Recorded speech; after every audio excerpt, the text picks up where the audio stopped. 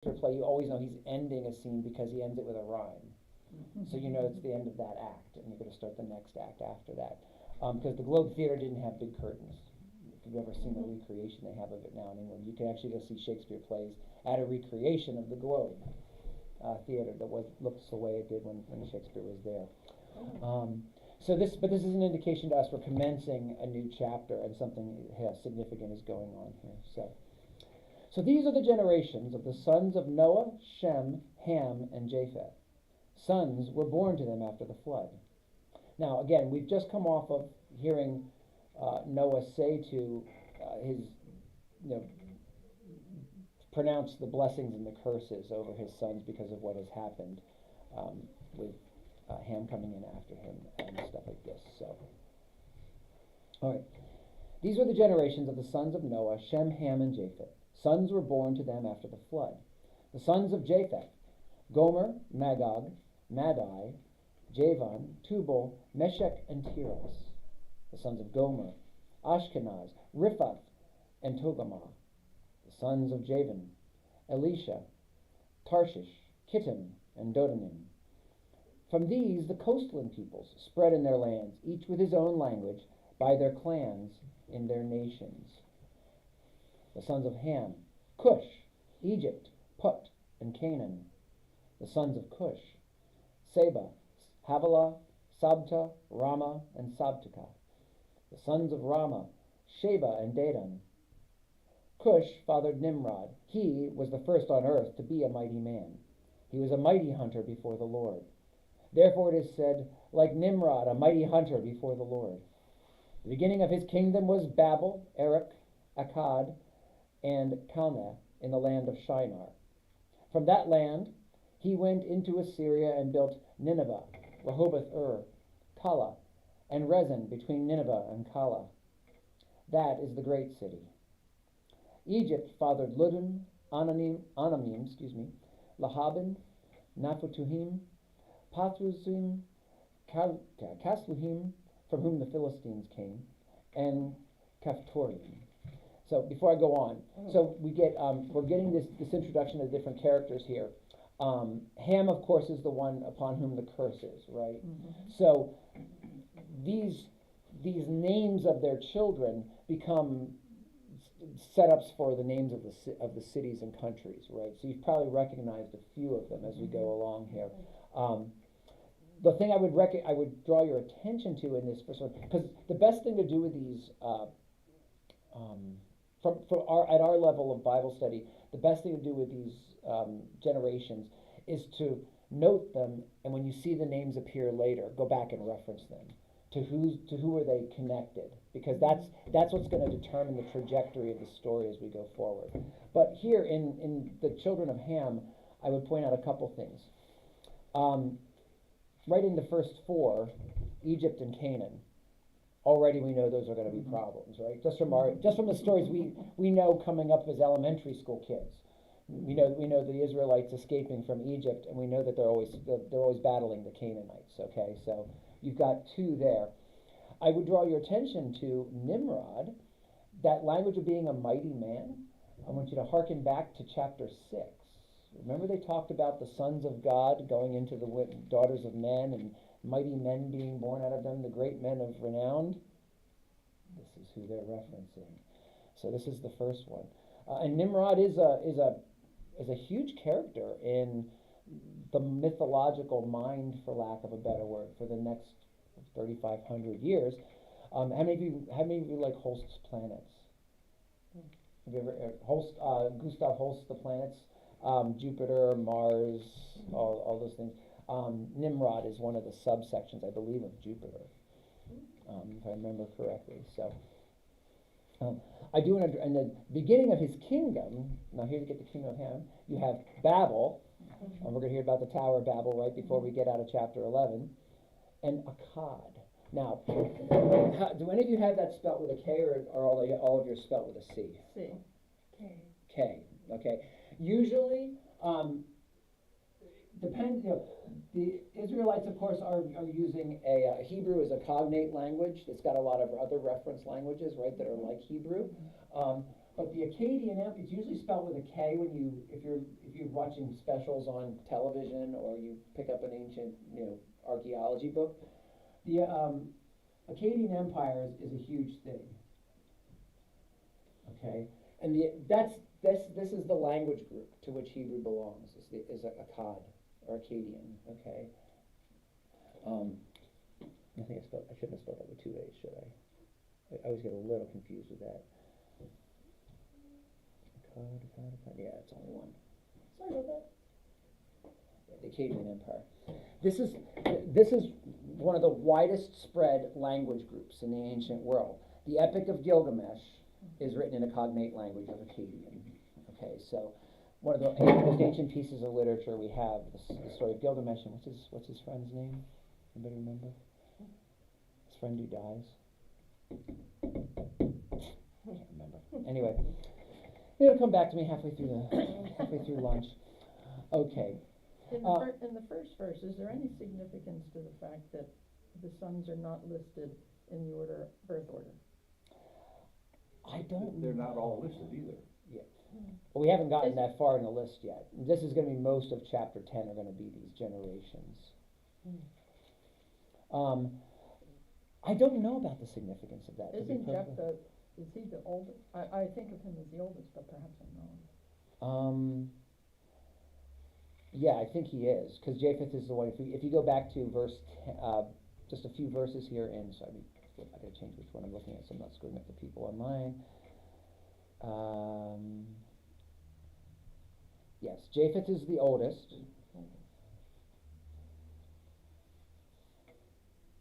But they list them in the same order in verse 18 of. No, actually, Japheth is the middle child. Oh, is it? Shem's the oldest. Shem, Japheth, and then Canaan, or then Ham. Ham. Yes. Yeah. Because what you and then remember we have that sort of the hierarchy is going to be Shem, and then Japheth is going to live in his tents, meaning serve him. That's what that's signal language for. And then Ham is going to live underneath both of them. Because if you're living in somebody else's tents, it means you owe them something, right? You owe them your shelter. You owe them their protection. So Japheth is going to serve within the tents of Shem, and Ham is going to serve within the tents of Japheth. So by extension, Ham is twice removed from his inheritance. Okay, that's the nature of the curse that Noah puts on him.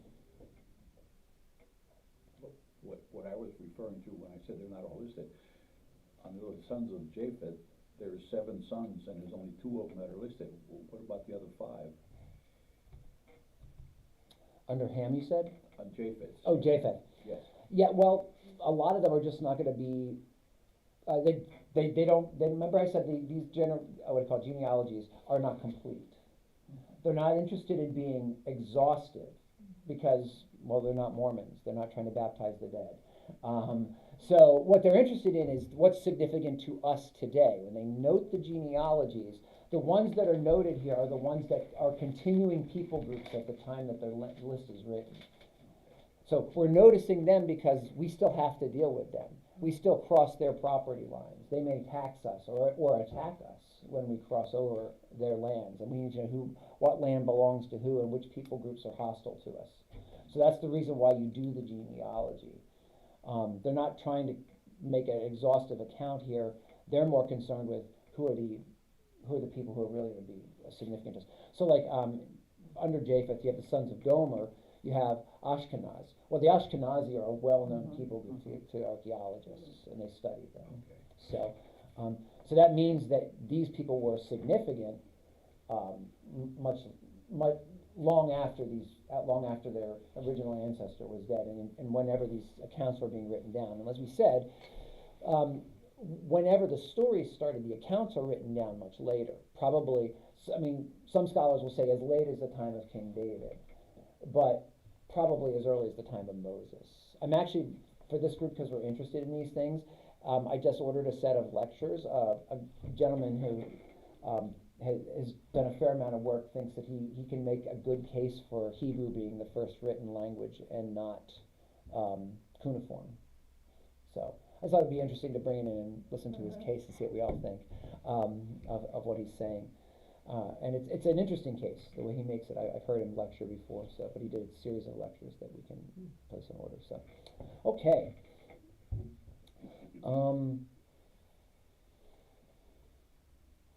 Picking up at verse 15. Canaan fathered Sidon his firstborn, and Heth, and the Jebusites, the Amorites, the Girgashites, the Hivites, the Archites, the Sinites, the Arvadites, the Zemarites, and the Hamathites. Afterward, the clans of the Canaanites dispersed. So, those all are clans of the Canaanites. Canaanite is a large umbrella group, right? Filling what we call the Holy Land today, that's Canaan. And these are all the tribes that are in there. These are the tribes, or the ancestors of the tribes, that will need to be dispersed when Abraham enters the land. Okay, and later when the people of Israel enter the land to fulfill the promise given to Abraham. Okay, so again, that'll be the significance of this genealogy. Will become much later in the book of Exodus when we hear about the people when God said, "Say, go into the land now," right? Although we will have an important reference to it later in, I think, chapter 15 of Genesis. So we'll see it when we get to that. Afterward, the clans of the Canaanites dispersed, and the territory of the Canaanites extended from Sidon in the direction of Gerar as far as Gaza, and in the direction of Sodom, Gomorrah, Admah, and Zeboim as far as Lasha. These are the sons of Ham by their clans, their languages, their lands, and their nations. So that last verse, verse 20, tells you what I was just saying. This is the significance of this genealogy. Now, we're not even sure where some of these locations are anymore. Okay, quite a few of them actually. But when these were being written, when this genealogy was written down at first, this was important knowledge to know. Genealogies were the kind of things that little Hebrew boys and girls memorized, especially the boys, because they were going to be the soldiers. And they needed to know who they were dealing with, how to deal with them, and if Dad sent you on a long-distance trading run to go around this land because they're not friendly, and you can go through this land and talk to those people. So this was you memorize these things for your own safety at that time. So for us, what's like, can we please get through this and get to the story? To them, this was the most significant stuff to learn because it affected them day in and day out. It's like if you live in a city knowing, don't walk down 8th Street, walk down 9th Street. 8th Street is dangerous. Okay. Okay. I'll pause every time I have a paragraph break and ask if there are any questions about these groups. Amorites and Jebusites and Girgashites you'll see quite a bit later on in the scriptures. All right, verse 21. To Shem also, the father of all the children of Eber, the elder brother of Japheth, children were born. The sons of Shem, Elam, Ashur, Arpachshad, Lud, and Aram. The sons of Aram, Uz, Hul, Gether, and Mash. Arpachshad fathered Shelah, and Shelah fathered Eber. To Eber were born two sons. The name of one was Peleg, for in his days the earth was divided, and his brother's name was Joktan. Joktan fathered Almadad, Sheleph, Hazarmaveth, Jerah, Hadaram, Uzal, Diklah, Obal, Ibamiel, Sheba, Ophir, Havilah, and Jobab. All these were the sons of Joktan. The territory in which they lived extended from Mesha in the direction of Sephar to the hill country of the east. These are the sons of Shem by their clans, their languages, their lands, and their nations. These are the clans of the sons of Noah according to their genealogies in their nations, and from these nations spread abroad on the earth after the flood. Okay, so any questions about any of what we've seen here? Now, again, from a map standpoint, we talked about this, and this is the same. Whatever your theory is about the flood, whether you think it was a global event or a worldwide event, meaning the world that they knew, this is what we're talking about with the genealogies here. they're gonna land probably up here, if I remember right, is where most people believe, Mount Arafat is, and they're gonna spread everywhere.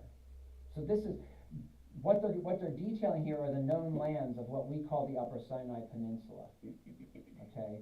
So all the Canaanites are gonna end up here, right? And so you're gonna have all this kind of stuff, but what we talked about, he also talked about them spreading into Babel and the plain of Shinar. That's here. That's Shinar. Now, what are we saying is the amount of time that is occurring in what we've just read? In this genealogy, that's a good question. We're not really given detailed account of the years involved, because you notice that in the last set of genealogies, you got so-and-so lived this many years, so-and-so Right, lived this, right. we've lost We all don't that. have that. Yeah, we're not being told all of that. And again, what's significant about all these characters is not the individual people, it's the people groups they end up representing. The same way that Israel today is, the entire nation is named after Jacob. You know, that's what these entire nations were named after, these people. And likely they all had their own language groups too. So in the modern world, we live in a world that is increasingly becoming homogenous very, very quickly. But you know, only 50 years ago, if you went to India to study Sanskrit, there were hundreds of regional variations. You couldn't learn Sanskrit in the generic. You had to learn it in this part of the valley of this particular river, because a couple miles downstream it was a completely different language, or different enough that it was like the relationship between Portuguese and French. So, or Portuguese and Spanish. They were very similar, but not the same. And so linguists had a heck of a time doing all this. You know, computers are changing all that. As everybody's interconnected, all these regional variant languages are disappearing. But this is significant for us as Christians to think about the Pentecost event. You know, we're, I think, 4 weeks from Pentecost after this Sunday. And when they list the names of the languages that are being heard, these are all Jews. It's only Jews who are hearing. These are not Gentiles hearing the preaching yet. But they're speaking all these different languages from all of this region you're looking at. Most of the regions the names of the language groups that are named in Pentecost event are from here up. So what you have is all the Jews in the diaspora in this region here, and some from down here, all converging on Jerusalem for the Feast of Tabernacles. So, but again, the reason they need to hear it in all these different languages is that they don't all speak Hebrew. Hebrew is only used in the synagogue. Greek is the trade language, but the further you get away from civilization, meaning the cities, right, the less Greek is spoken. The country folk don't trust them city dwellers and don't use their language if they can help it. Nothing new under the sun. And they don't trust them for good reason most of the time, right? I think of genealogies as just people. Mm-hmm. And here it's land. Yeah. Yes. You know, as well as, you know, they're saying, kind of dividing out the land. This is yours, this, you know. Exactly. Yeah, and again, throughout, we tend to think of people in terms of individuals first, because we're very modern people. But that way of thinking about humanity is, in its really robust form, less than 70 years old. You know, the rise of what we call the nation state, thinking of ourselves as Americans, for instance, right? Really, people didn't think of the United States that way till after the Civil War, right? They called them the states. They didn't start calling them the United States till after the Civil War. You know, really paying attention to that change in our modern shift. It's very, very hard for us as modern people not to read our assumptions, our way of thinking back into these ancient books. We're much farther removed from the Bible than people were 100 years ago. Not because we've got so many more books, but because we think of ourselves and our relationships differently. You know, to be alone in the world, to be without your clan, to be without your piece of ground that belonged to you, was to be dead throughout most of history. And so really, it was no joke to be dispossessed from your people, or be driven out, to be excommunicated from your people was not a joke. It usually was equivalent to a death sentence. So all these things, what the purpose of chapter 10 really to do is to say to those who are reading the book, here's how we got the world we know, because you know all these people groups, right? So after the flood, everything's washed out. This is how one family became all the different families we know, okay? And what's going to be, now we're going to get into chapter 11, and I'm going to say probably the most controversial thing I'm going to say Yes. in this class. So, among one of the more controversial things I'm going to say. Okay, so keep in mind what I just said about all these language groups as we begin chapter 11, which begins like this. Now the whole earth had one language and the same words. Okay? And so these are all going to be cognate languages, but they are going to develop into regional variants, right? Now remember, by the time they're reading the story, you have all these different languages attached to these different groups. But here we have this language. It just says there's one language, and there's not even really this distinction. Okay. And as people migrated from the east, they found a plain in the land of Shinar and settled there. And they said to one another, "Come, let us make bricks and burn them thoroughly." And they had brick for stone and bitumen for mortar. Then they said, "Come, let us build ourselves a city and a tower with its top in the heavens, and let us make a name for ourselves, lest we be dispersed over the face of the whole earth." And the Lord came down to see the city and the tower which the children of man had built. So before we go on, let's deal with this first half, these first couple lines, okay? Because really hard for us not to read our assumptions back into these stories and the way they're told. So, my contention, and it's not mine personally, I'm drawing references from scholars. The same way that when he says Ham saw Noah's nakedness is code language for stuff they don't want to say, they're too polite to say. This is also code language. This is the way these kinds of stories are told. They're told in sort of big, sweeping statements. So instead of it being one language where it's like we're speaking right now, what this means is their language had one purpose. They had a common purpose together, okay? Now, the same words, that's exactly what we see. So what does Alexander the Great do? When the Roman Empire's been around for a long time by the time Alexander the Great comes. It's been around already for 500 odd years, right? But Alexander the Great is going to increase its size from the Mediterranean basin all the way to western India to what we call Hadrian's Wall in Scotland, up to Germany, and south to include most of northern Africa. Egypt's the last holdout, right? Eventually you get Cleopatra and Mark Antony down the road. and Egypt falls too. So how is he going to unite that entire empire? He's going to give them a common language, and the common language is Greek. It's the language we know. It's interesting that he chooses Greek because he prefers Greek culture to Latin. So even though he is a Roman and is building the Roman Empire, he will make the Greek we use in the New Testament, which is called Koine Greek.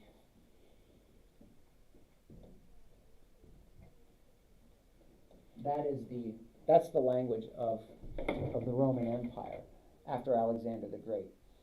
The goal of that is to facilitate communication, because that's how you hold an empire together, right? You hold it together by having communications from one end can reach the other end intact without translation. But what's important for the same language is the same words meaning that it's the same purpose. What's the purpose? The glory of Rome. The Rome, the eternal city, the light. Okay, they would say Rome is the light. That was the phrase, right? For the sake of the peace of the world. I mean, understand, that's what empires always do.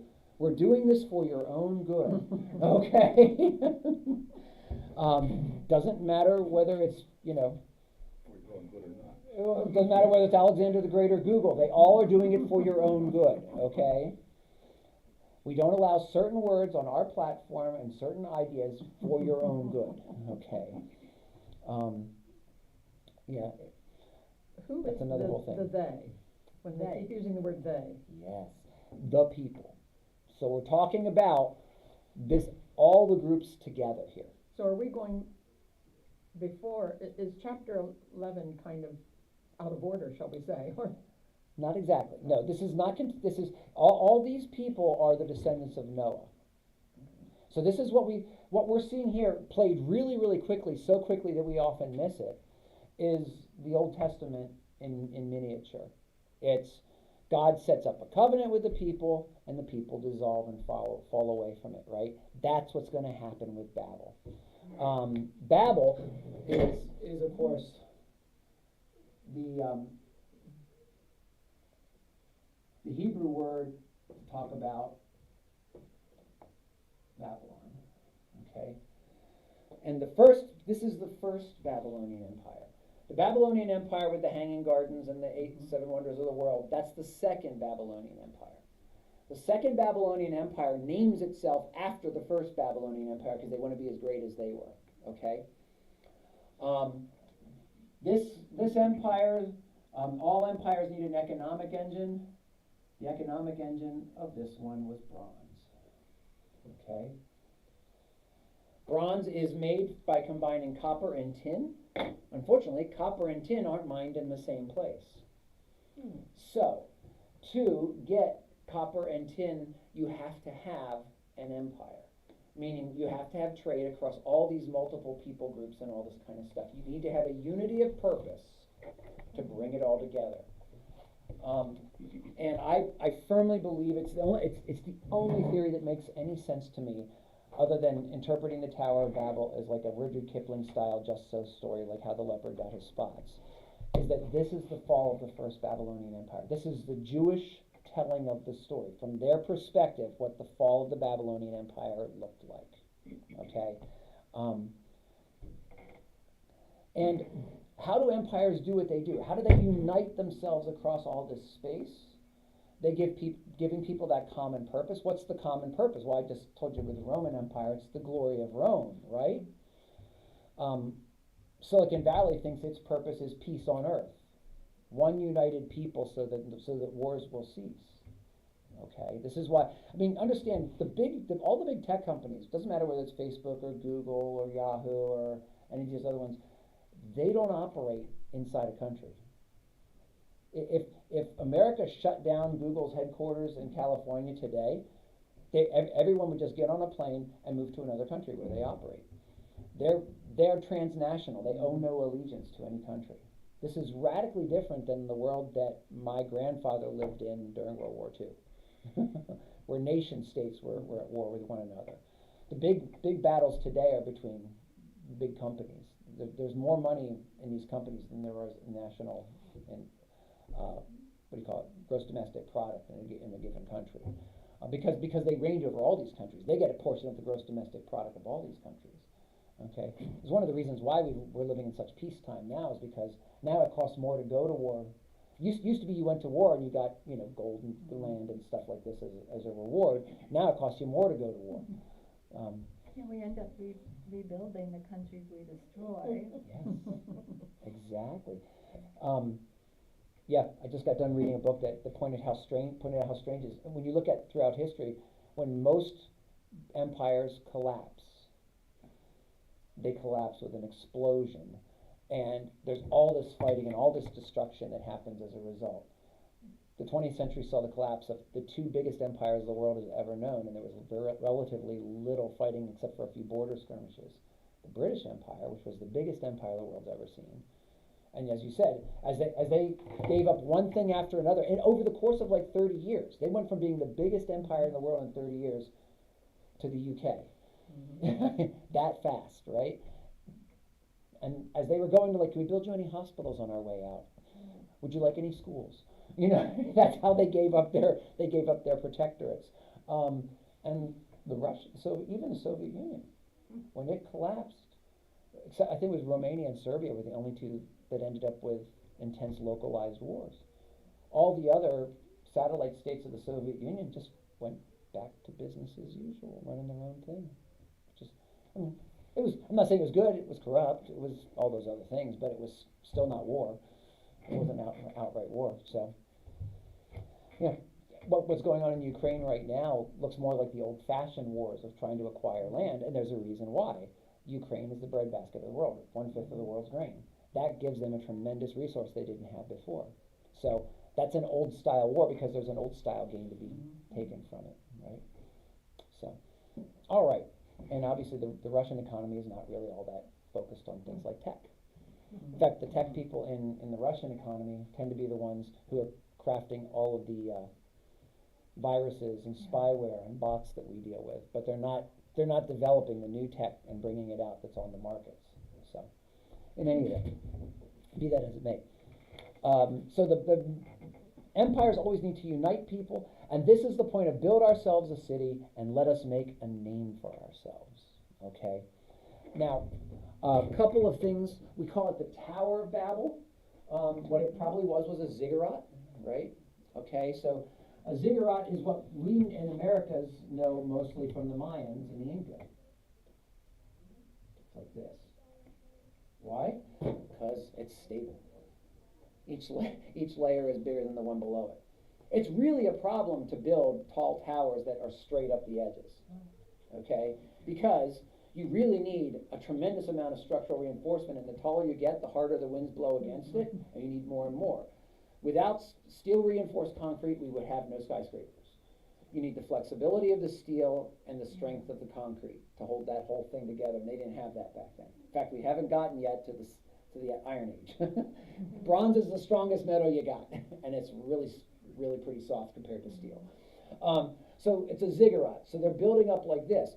Now, important to remember, back to Genesis 1, how you build a temple and what the point of the temple is. So you guys remember what we talked about in that? Yeah. So you build a temple, and then what's the last stage of building the temple? We know this from the stories. Remember, because Genesis 1 flips the script in the last chapter. And in all the Akkadian accounts we have, the various different groups, whether it be Sumer or Assyria or whatever, in all those accounts, we have of temples being built. Here's how the God helped us build the temple.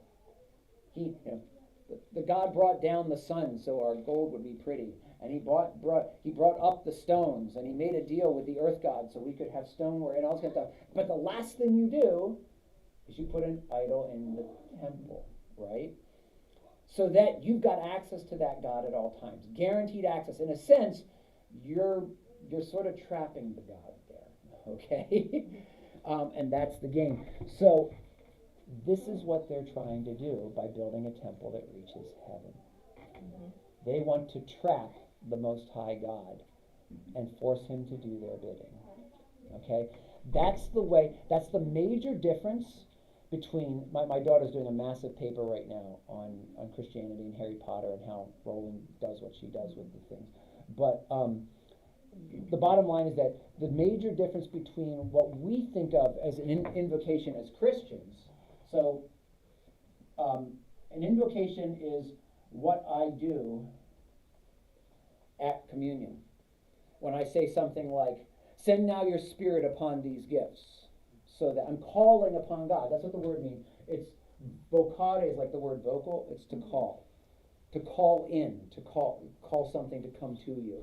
So an invocation, though, in the Christian or Jewish context is asking God to come. But it's always asking a favor. That's not the way magic works. The way magic works, in magic, the invocation is an exercise of power in magic, okay?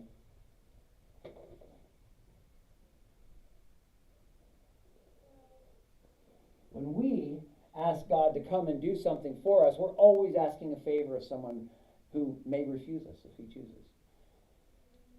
Magic is always trying to trap the God into doing what you want them to do. Okay, there's always a power play. Us weaker human beings are trying to get one over on the God to some degree. Now, of course, this is the point of most of the pagan myths, is about how if you try to put one over on the gods, they're more powerful than you and they're going to get you in the end, right? You know, that's every Greek, Roman, Norse myth. Every single one of them is about. Just remember, Gilgamesh's friend's name is Enkidu. I knew it would come back to me. Anyway, they're all trying to get not just a favor from the gods, they're trying to get some power over them, because otherwise you're at the mercy of forces beyond your control. The difference between, and this is where these origin stories become so important. This first 11 chapters of Genesis are the origin stories of Judaism and Christianity. And it starts with God created and it was good. So whether you're a Jew or a Christian, your job is to trust the good God to give you what you need. You can ask for anything, but you trust him to give you what you need. I always say, as Christians, whenever we pray, whether we say the words or not, the final words of our prayer implied are Jesus' words in the Garden of Gethsemane, thy will be done. The goal of pagan worship in general and magic of any sort is to use these powers that are normally beyond us, but we're in control of them, is the word channeling. And this is what the people are trying to do here.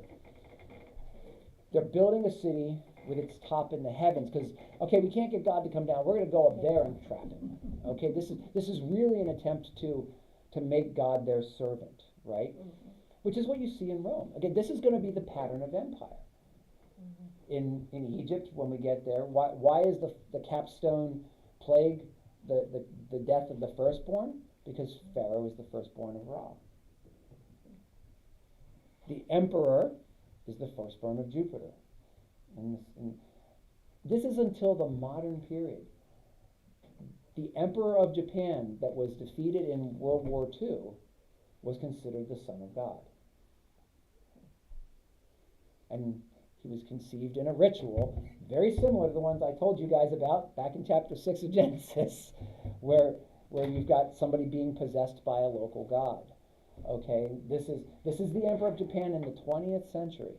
That's why it was such a big deal when he publicly rejected his god status, his divine status, in order to end the war after Hiroshima and Nagasaki. So this is not ancient history. This is right up to the modern period. This is the way things are done. It's the way empires always go. What's happening now is we're building a world empire with these tech companies. It's going to be very interesting. We don't have anyone claiming to be divine because our current mythology is materialist. But It's coming. well, do you remember what happened? Well, it could very easily be. A great book, if you like thrillers, a great novel he's an icon painter by trade, but he's also a very good author. A book called Father Elijah. Best book about the end times I've ever read because it's so much more realistic than most of the really fantastical ones. Talking about how a really great man could rise up from the way things are going and sort of take all these forces and co-opt them and channel them the way they would want.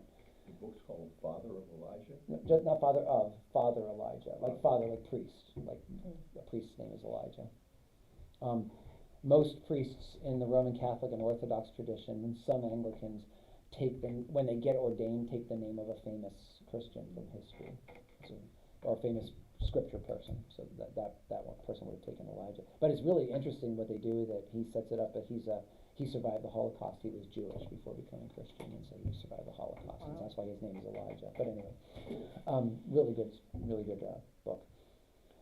One of those that held my attention for a long time. It's like a 500-page novel. And I was like, this is good.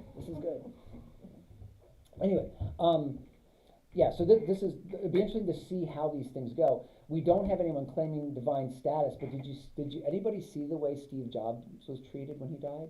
The founder of Apple. It's crazy, the stuff. All these quasi-religious observances surrounding his death when it happened. It was fascinating because he gave us our smartphones, and these are our new, these are our bionic extension.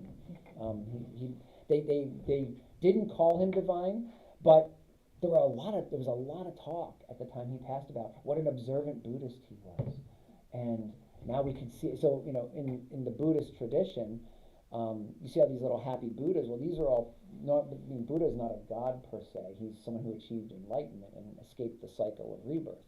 But that's essentially the way Steve Jobs was treated for inventing the smartphone. So it's going to be interesting to see how people like Zuckerberg and what's his name? He used to own Microsoft. I'm trying to find his name right now. You know his name soon. Steve's the other one. Bill Gates. Bill Gates. How when these people pass, and I think about the way that Princess Diana was treated at her death. And her funeral was held the same day as Mother Teresa, and she got way more attention. And I think Mother Teresa was a far more admirable character than someone who just, to put it bluntly, flounced around in high society and, you know, put her face next to, let's remove landmines from battlefields. Well, yeah, we all think that's a good idea, but I don't think that makes you a saint for doing those things. You know, go ahead, go hold the hand of a dying leper for 20 years and then talk to me. You know, so it was interesting that the way that we're seeing people being treated in this sort of quasi-religious way, as our culture is in massive flux right now. But anyway. Okay, so this is what empires do, though. They try to co-opt the power of God or the gods for themselves. And as I said about the Roman Empire, that became a modus operandi for acquiring new lands for them, right? You can keep your local god, just know that they've always served our God, you know, and make sure you tell your children. Yeah, Thor's great, but he serves Jupiter. Okay, that's the way it works. All right. All right, verse 5. The Lord came down to see the city and the tower which the children of man had built. And the Lord said, Behold, they are one people, and they have all one language, and this is only the beginning of what they will do. And nothing that they propose to do will now be impossible for them. Come, let us come down and there confuse their language, so that they may not understand one another's speech. So the Lord dispersed them from there over the face of all the earth, and they left off building the city. Therefore its name was called Babel, because there the Lord confused the language of all the earth. And from there the Lord dispersed them over the face of all the earth.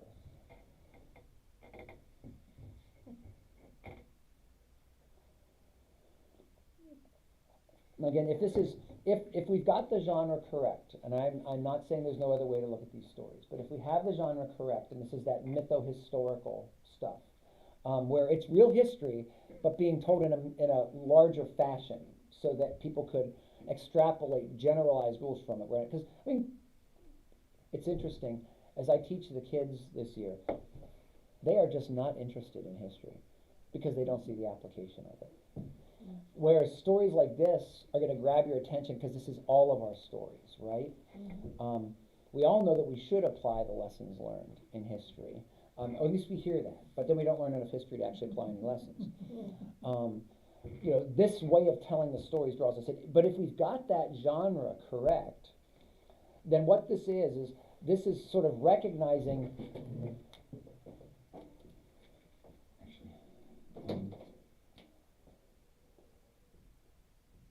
This is a place in Rhode Island now, but there was a time in Christianity used this language a lot, right? Yeah. Providence. What this means is God's unseen activity. We see the other things going on, but this is God's unseen activity fulfilling his purpose. Okay? So again, this is the Jewish telling of the story of if this is correct, that this is the Jewish telling of the fall of the Babylonian Empire. From a historical perspective, do you know what archaeologists say caused the fall of the first Babylonian Empire? Climate change. If we think we're the first persons dealing with that issue, yeah, areas that had been massive plant growing and crop growing regions were suddenly deserts. All that stuff changed, and that shattered the empire. I don't know if you know this, the word Cyprus is the word copper. That's where they mined the copper for the bronze. Okay, and all of a sudden, people don't care about trade if they don't get to eat. Right? So this shatters all of what we know today as mostly desert land. I mean, like, we know this from Scripture, right? We read the Psalms and they talk about the tall cedars of Lebanon. They ain't there anymore. Those lands are pretty denuded. But at the time they were writing the Psalms, they were lush forests. Okay? We know, once upon a time, that Luther's monastery in Germany grew plants that now only grow in the Mediterranean. So climate change has been the biggest destroyer of empires throughout history. Internal collapse and corruption followed by climate change, so that the mechanisms they had built to make the empire work stopped functioning. Okay? Well, then, if you don't care about trading, there's no point in keeping up a common language, right? So you see the people disperse. What are we doing? We're pulled back into our family groups. All those lists we saw in Genesis 10, we're going to pull back, and I'm only, how does it in C.S. Lewis in the Chronicles of Narnia? Dwarves are for the dwarves, right? So we're going to say the Amorites are for the Amorites, and the Jebusites are for the Jebusites, and everybody's just pulled into their little thing because they're just trying to survive. And that's what this looks like. God scatters the people into their own people groups. Now, we're going to talk more about these foreign gods and the way they become the angels. But essentially, in doing this, what we're going to see is that the oral tradition of Judaism, and there's hints of it in Scripture, although this is not explicit, is that God basically, in separating out these people into all these groups, God starts putting angels. Remember, hierarchy, right? When you talk about the hosts of heaven, that's an army, okay? When they talk about in the traditional angelology, there's 9 ranks of angels, or 9 choirs of angels, they'll call them. Well, that's private, up to colonel, up to general, okay? I like in C.S. Lewis's Screw Tape Letters, instead of a hierarchy, they have a lowerarchy. Hell's organized the same way. It's got its army organized from the bottom on up, whereas God's army is organized from the top down. So we're going to send all these angels out there, and the angels start to fall as they accept worship.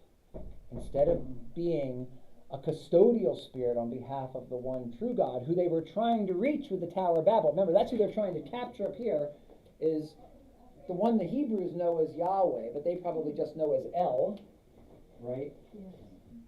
That's the word for God in all the Akkadian languages is El. Okay? But they're going to later, by the time these stories are being written down, they know him as Yahweh, okay, as the Lord. That's who they're trying to trap here. Well, when these people are broken out into their nations, God's not abandoning them, but you've got intermediary spirits that are to be custodians and take care of them. And when they start accepting worship, they fall out of the angel realm into the demonic. So, these are the kinds of things that, yes. So, verse 7, when it says, "Come, let us go," he's talking about the angels. Yes. So this is a reference to, of course, Christians have sometimes read that as the Trinity, right? Father, Son, and Holy Spirit talking to one another. But the much more likely solution to that is, because otherwise Jews would have been reading it that way too for thousands of years, right? And some of them were by the time of Jesus, at least reading God as having 2 hypostases. But this is called the divine council. Remember, when you see a king in the ancient world, the king doesn't sit alone. He's surrounded with all his counselors. For people like me who like to watch some of these ancient,